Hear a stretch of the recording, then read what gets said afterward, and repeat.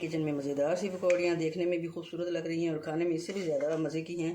तो ये मैंने कैसे तैयार की हैं, चलते हैं मेरे किचन में और आपसे शेयर करते हैं कि मैंने ये इतनी मज़ेदार रेसिपी कैसे तैयार की है।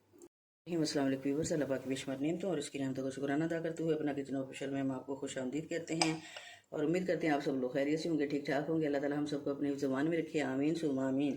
तो व्यूअर्स, मेरे आज आ रहे हैं मेहमान और मेहमानों की पुरजोर फरमाइश पे मैं बना रही हूँ जी दही पकौड़ियाँ और बना रही हूँ जी अपने अंदाज से। और जिस अंदाज से मैं बनाती हूँ बहुत ही मज़े की बनती हैं, क्योंकि इसमें क्वांटिटी का रेशो ही होता है ना, अगर वो सही एडजस्ट हो जाए तो बहुत अच्छी बनती हैं।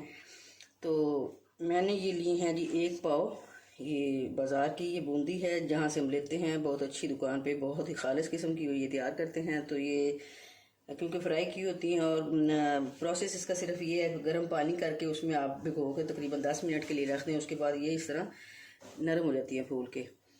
तो ये मैंने इस तरह ये तैयार हो चुकी हैं, पानी इनका ड्रेन कर लिया है। 1 पाव यानी मैंने बूंदी ली थी और हाफ़ केजी से थोड़े से कम ये मेरे पास आलू हैं, मैंने इस तरह क्यूब्स में इनकी कटिंग कर ली है।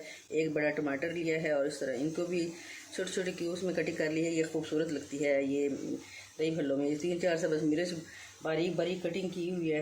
ये हस्बे टेस्ट है, आप कम मिर्चें इस्तेमाल करना चाहें तो कम कर सकते हैं। और ये बड़ी प्याज है, इसको बारीक बारीक तरीक़ों में मैंने इस तरह कटिंग कर ली है। और ये कटिंग जो है बारीक बारीक इसकी भल्ले में या बूंदी में बहुत अच्छी लगती है।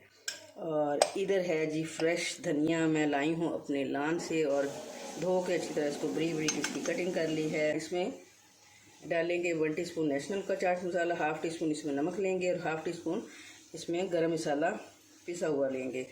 हाफ़ टी स्पून इसमें नमक इसलिए ले रहे हैं कि चाट मसाले में ऑलरेडी नमक मौजूद होता है। और दही लिया मैंने ये तकरीबन 3 पाव के करीब। तो आपकी मर्ज़ी है, अगर पतली पतली रखना चाहें तो इसमें थोड़ा सा पानी ऐड कर लें, खट्टी है तो थोड़ा सा दूध शामिल कर लें। इसको ग्राइंड कर लिया है, हल्का सा ग्राइंड किया है, ज़्यादा ग्राइंड नहीं करना कि इसका मक्खन ऊपर आ जाता है। तो अब सिर्फ इसका मिक्सिंग का अमल है जो मैं आपके सामने कर रही हूँ। और मेरे आने वाले हैं मेहमान, मैंने फटाफट ये सारी चीज़ें मिक्स करके ये तैयार करके रखना है। तो बहुत ही मज़े की ये तैयार होती हैं ये दही पकौड़ियाँ और बनती भी बहुत जल्दी हैं, कोई इतनी देर नहीं लगती। सबसे पहले हम इसमें आलू शामिल करेंगे।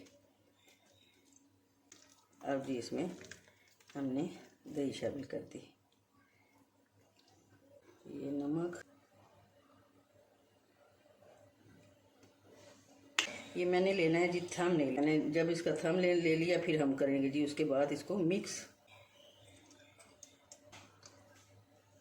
मैंने अपना थंबनेल ले लिया है। अब जितनी जितनी क्वांटिटी इसमें मैं शामिल कर रही हूँ तो आप भी उतनी उतनी क्वांटिटी शामिल करें और यकीन करें बहुत ही मज़े के हमारे जो हैं भल्ले तैयार होंगे। अब हम इसको इस तरह अच्छी तरह मिक्स कर लेते हैं। आप भी मेरे तरीके से इसी तरह आप बनाएं तो आपको बहुत मज़ा आएगा, बहुत अच्छा लगेगा।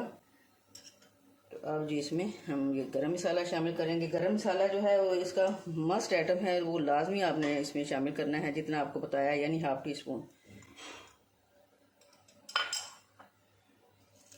और कुछ प्याज, क्योंकि मुझे प्याज बहुत अच्छे लगते हैं इसलिए मैं प्याज जो है थोड़े से ज़्यादा शामिल करती हूँ।